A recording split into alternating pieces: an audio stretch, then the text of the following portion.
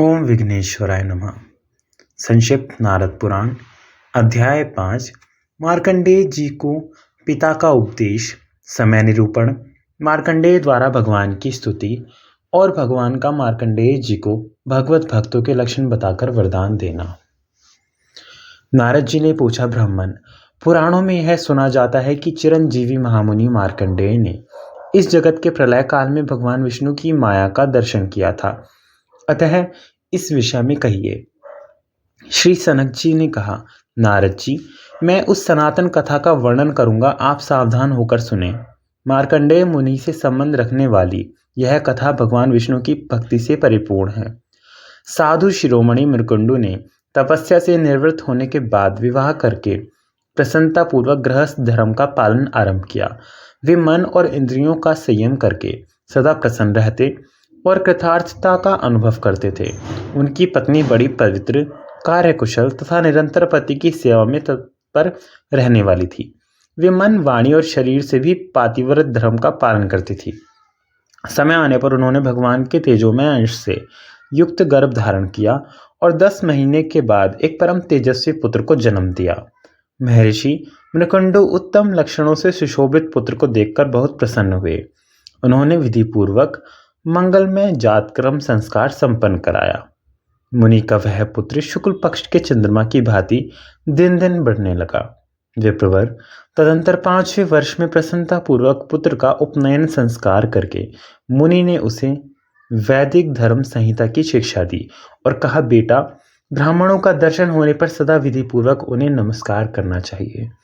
तीनों समय सूर्य को जलांजलि देकर उनकी पूजा करना और वेदों के स्वाध्याय पूर्वक वेदोक्त कर्म का पालन करते रहना चाहिए। ब्रह्मचर्य तथा तपस्या के द्वारा सदा श्री हरि की पूजा करनी चाहिए। दुष्ट पुरुषों से वार्तालाप आदि निषिद्ध कर्म को त्याग देना चाहिए। भगवान विष्णु के भजन में लगे हुए साधु पुरुषों के साथ रहना चाहिए। किसी से भी द्वेष रखना उचित नहीं है। सबके हित का साधन करना चाहिए। वत्स, यज्ञ, अध्ययन और दान, ये कर्म तुम्हें सदा करने चाहिए। इस प्रकार पिता का आदेश पाकर मुनीश्वर मार्कंडेय नित्य निरंतर भगवान विष्णु का चिंतन करते हुए स्वधर्म का पालन करने लगे। महाभाग मार्कंडेय बड़े धर्मानुरागी और दयालु थे। वे मन को वश में रखने वाले और सत्य प्रतिज्ञ थे। वे जितेंद्रिय, शांत, महाज्ञानी और संपूर्ण तत्व के मर्मज्ञ थे। उन्होंने भगवान विष्णु की प्रसन्नता के लिए बड़ी भारी तपस्या की। बुद्धिमान मार्कंडेय की आराधना करने पर जगदीश्वर भगवान विष्णु ने उन्हें पुराण संहिता बनाने का वर दिया। चिरंजीवी मार्कंडेय जी सुदर्शन चक्रधारी देवादिदेव भगवान विष्णु के महान भक्त और उनके तेज के अंश थे। यह संसार जब एकार्णव के जल में विलीन हो गया, उस समय भी उन्हें अपना प्रभाव दिखाने के लिए भगवान विष्णु ने उनका संहार नहीं किया। मृकुंड पुत्र मार्कंडेय बड़े बुद्धिमान और विष्णु भक्त थे। भगवान श्री हरि स्वयं जब तक सोते रहे तब तक मार्कंडेय जी वहां खड़े रहे। उस समय का माप मैं बतला रहा हूं, सुनिए। 15 निमेष की एक काष्ठा बताई गई है। नारद जी, 30 काष्ठा की एक कला समझनी चाहिए। 30 कला का एक क्षण होता है और 6 क्षणों की एक घड़ी मानी गई है। 2 घड़ी का एक मुहूर्त और 30 मुहूर्त का एक दिन होता है। 30 दिन का एक मास होता है और एक मास में 2 पक्ष होते हैं। 2 मास का एक ऋतु और 3 ऋतुओं का एक अयन माना गया है। 2 अयन से एक वर्ष बनता है, जो देवताओं का एक दिन है। उत्तरायण देवताओं का दिन है और दक्षिणायन उनकी रात्रि है। मनुष्यों के लिए 1 मास के बराबर पितरों का एक दिन कहा गया है। इसलिए सूर्य और चंद्रमा के संयोग में अर्थात अमावस्या के दिन उत्तम पितृकल्प जानना चाहिए। 12,000 दिव्य वर्षों का एक दैवत युग होता है। 2,000 दैवत युग के बराबर ब्रह्मा के एक दिन रात्र का मान है। वह मनुष्यों के लिए सृष्टि और प्रलय दोनों मिलकर ब्रह्मा का दिन रात रूप एक कल्प है। 71 दिव्य चतुर्युग का एक मनवंतर होता है और 14 मनवंतरों से ब्रह्मा जी का एक दिन पूरा होता है। मुने, जितना बड़ा ब्रह्मा जी का दिन होता है उतनी ही बड़ी उनकी रात्रि भी बताई गई है। विप्रवर, ब्रह्मा जी की रात्रि के समय तीनों लोगों का नाश हो जाता है। मानव वर्ष गणना के अनुसार उसका जो प्रमाण है वह सुनो मुनि। 1000 चतुर्युग 4000 युग का ब्रह्मा जी का एक दिन होता है। ऐसे ही 30 दिनों का एक मास और 12 महीनों का उनका एक वर्ष समझना चाहिए।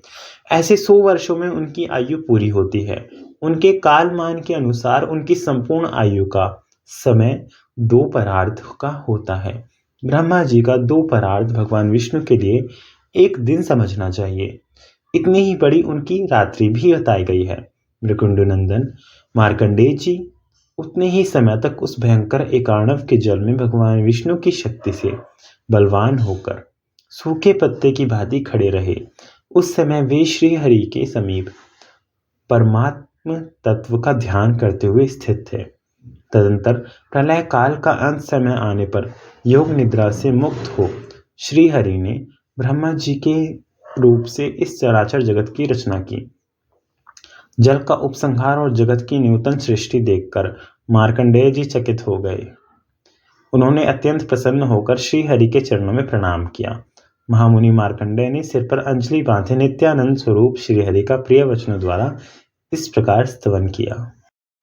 मार्कंडेय जी बोले, जिनके सहस्त्रों मस्तक हैं, रोग शोक आदि विकार से जो सर्वथा रहित हैं, जिनका कोई आधार नहीं है, स्वयं ही सबके आधार हैं, तथा जो सर्वत्र व्यापक मनुष्यों से सदा प्रार्थित होने वाले उन भगवान नारायण देव को मैं सदा प्रणाम करता हूँ, जो प्रमाण से परे तथा जरावस्था से रहित हैं, नित्य एवं सच्चिदानंद स्वरूप हैं, तथा जहाँ कोई तर्क या संकेत काम नहीं देता, उन भगवान जनार्दन को मैं प्रणाम करता हूँ। जो परम अक्षर नित्य विश्व के आदि कारण तथा जगत के उत्पत्ति स्थान है, उन सर्वतत्व में शांत स्वरूप भगवान जनार्दन को मैं नमस्कार करता हूँ। जो पुरातन पुरुष सब प्रकार की सिद्धियों से संपन्न और संपूर्ण ज्ञान के एकमात्र आश्रय हैं, जिनका स्वरूप पर से भी अति परे है, उन भगवान जनार्दन को मैं नमस्कार करता हूँ। जो परम ज्योति परम धाम तथा परम पवित्र पद है, जिनकी सबके साथ एक रूपता है, उन परमात्मा जनार्दन को मैं प्रणाम करता हूँ। सत्यजित और आनंद ही जिनका स्वरूप है, जो सर्वश्रेष्ठ ब्रह्मादि देवताओं के लिए भी परम पद है, उन सर्वस्वरूप श्रेष्ठ सनातन भगवान जनार्दन को मैं नमस्कार करता हूँ। जो सगुण निर्गुण शांत मायातीत और विशुद्ध माया के अधिपति हैं, तथा जो रूप रहित होते हुए भी अनेक रूप वाले हैं, उन भगवान जनार्दन को मैं प्रणाम करता हूँ। जो भगवान इस जगत की सृष्टि पालन और संहार करते हैं, उन आदिदेव भगवान जनार्दन को मैं नमस्कार करता हूँ। परेश परमानंद शरणागत वत्सल दया सागर मेरी रक्षा कीजिए। मन वाणी से अतीत परमेश्वर आपको नमस्कार है। विप्रवर नारद जी शंख चक्र और गदा धारण करने वाले जगत गुरु भगवान विष्णु इस प्रकार स्तुति करने वाले मार्कंडेय जी से अत्यंत प्रसन्नता पूर्वक बोले। श्री भगवान ने कहा, द्विजश्रेष्ठ, संसार में जो भक्त पुरुष मुझ भगवान की भक्ति में चित्त लगाए रहने वाले हैं, उन पर संतुष्ट हो मैं सदा उनकी रक्षा करता हूँ, इसमें संदेह नहीं है। भगवत भक्त रूप से अपने को छिपाकर मैं ही सदा सब लोगों की रक्षा करता हूँ। मार्कंडेय जी ने पूछा, भगवान भगवत भक्त के क्या लक्षण हैं? किस कर्म से मनुष्य भगवत भक्त होते हैं? यह मैं सुनना चाहता हूँ, क्योंकि इस बात को जानने के लिए मेरे मन में बड़ी उत्कंठता है। श्री भगवान ने कहा, मुनि श्रेष्ठ, भगवत भक्तों के लक्षण बतलाता हूँ, सुनो। उनके प्रभाव अथवा महिमा का वर्णन करोड़ों वर्षों में भी नहीं किया जा सकता। जो संपूर्ण जीवों के हितैषी हैं, जिनमें दूसरों के दोष देखने की आदत नहीं है, जो ईर्ष्या रहित मन और इंद्रियों को वश में रखने वाले निष्काम एवं शांत हैं, वे ही भगवत भक्तों में श्रेष्ठ माने गए हैं। जो मन वाणी तथा क्रिया द्वारा दूसरों को कभी पीड़ा नहीं देते तथा जिनमें संग्रह अथवा कुछ ग्रहण करने का स्वभाव नहीं है, वे भगवत भक्त माने गए हैं। जिनकी सात्विक बुद्धि उत्तम भगवत संबंधी कथा वार्ता सुनने में स्वभावतः लगी रहती है तथा जो भगवान और उनके भक्तों के भी भक्त होते हैं, वे श्रेष्ठ भक्त समझे जाते हैं। जो श्रेष्ठ मानव माता और पिता के प्रति गंगा और विश्वनाथ का भाव रखकर उनकी सेवा करते हैं, वे भी श्रेष्ठ भगवत भक्त हैं।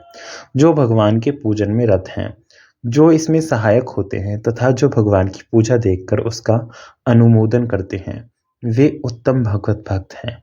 जो व्रतियों तथा यतियों की सेवा में संलग्न तथा पराई निंदा से दूर रहते हैं, वे श्रेष्ठ भागवत हैं। जो श्रेष्ठ मनुष्य सबके लिए हितकारक वचन बोलते हैं और सबके गुणों को ही ग्रहण करने वाले हैं, वे इस लोक में भगवत भक्त माने गए हैं। जो श्रेष्ठ मानव सब जीवों को अपने ही समान देखते तथा शत्रु और मित्र में भी समान भाव रखते हैं, वे उत्तम भगवत भक्त हैं। जो धर्मशास्त्र के वक्ता, सत्यवादी तथा साधु पुरुषों के सेवक हैं, वे भगवत भक्तों में श्रेष्ठ कहे गए हैं। जो पुराणों की व्याख्या करते, जो पुराण सुनते और पुराण वक्ता में श्रद्धा भक्ति रखते हैं, वे श्रेष्ठ भगवत भक्त हैं। जो मनुष्य सदा गौओं तथा ब्राह्मणों की सेवा करते और तीर्थ यात्रा में लगे रहते हैं, वे श्रेष्ठ भगवत भक्त हैं। जो मनुष्य दूसरों का अभ्युदय देखकर प्रसन्न होते और भगवान नाम का जप करते रहते हैं, वे उत्तम भागवत हैं। जो बगीचे लगाते, तालाब और पोखरी की रक्षा करते तथा बावड़ी और कुएं बनवाते हैं, वे उत्तम भक्त हैं। जो तालाब और देव मंदिर बनवाते तथा गायत्री मंत्र के जप में संलग्न रहते हैं, वे श्रेष्ठ भक्त हैं। जो हरि नाम का आदर करते, उन्हें सुनकर अत्यंत हर्ष में भर जाते और पुलकित हो उठते हैं, वे श्रेष्ठ भगवत भक्त हैं। जो मनुष्य तुलसी का बगीचा देखकर उसको नमस्कार करते हैं और कानों में तुलसी काष्ठ धारण करते हैं, वे उत्तम भगवत भक्त हैं। जो तुलसी की गंध सूंघकर तथा उसकी जड़ के समीप के मिट्टी को सूंघकर प्रसन्न होते हैं, वे भी श्रेष्ठ भक्त हैं। जो वर्णाश्रम धर्म के पालन में तत्पर, अतिथियों का सत्कार करने वाले तथा वेदार्थ के वक्ता होते हैं, वे श्रेष्ठ भागवत माने गए हैं। जो भगवान शिव से प्रेम रखने वाले, शिव के चिंतन में ही आसक्त रहने वाले तथा शिव के में तत्पर एवं त्रिपुण्य धारण करने वाले हैं, वे भी श्रेष्ठ भक्त हैं। जो भगवान विष्णु तथा परमात्मा शिव के नाम लेते तथा रुद्राक्ष की माला से विभूषित होते हैं, वे श्रेष्ठ भगवत भक्त हैं। जो बहुत दक्षिणा वाले यज्ञों द्वारा महादेव जी अथवा भगवान विष्णु का उत्तम भक्ति से यजन करते हैं, वे श्रेष्ठ भगवत भक्त हैं। जो पढ़े हुए शास्त्रों का दूसरों के हित के लिए उपदेश करते और सर्वत्र गुण ही ग्रहण करते हैं, वे उत्तम भक्त माने गए हैं। परमेश्वर शिव तथा परमात्मा विष्णु में जो समबुद्धि से प्रवृत्त होते हैं, वे श्रेष्ठ भक्त माने गए हैं। जो शिव की प्रसन्नता के लिए अग्निहोत्र में तत्पर, पंचाक्षर मंत्र के जप में संलग्न तथा शिव के ध्यान में अनुरक्त रहते हैं, वे उत्तम भागवत हैं। जो जलदान में तत्पर, अन्नदान में संलग्न तथा एकादशी व्रत के पालन में लगे रहने वाले हैं, वे श्रेष्ठ भक्त हैं। जो गोदान करते, कन्यादान में तत्पर रहते और मेरी प्रसन्नता के लिए सत्कर्म करते हैं, वे श्रेष्ठ भगवत भक्त हैं। विप्रवर मार्कंडेय यहाँ पर कुछ ही भगवत भक्तों का वर्णन किया है। मैं भी 100 करोड़ वर्षों में भी उन सब का पूरा पूरा वर्णन नहीं कर सकता। अतः विप्रवर, तुम भी सदा उत्तम शील से युक्त होकर रहो, समस्त प्राणियों को आश्रय दो, मन और इंद्रियों को वश में रखो, सबके प्रति मैत्री भाव रखते हुए धर्माचरण में लगे रहो। पुनः महाप्रलय काल तक सब धर्मों का पालन करते हुए मेरे स्वरूप के ध्यान में तत्पर रहकर तुम परम मोक्ष प्राप्त कर लोगे। देवताओं के स्वामी दया सिंधु भगवान विष्णु अपने भक्त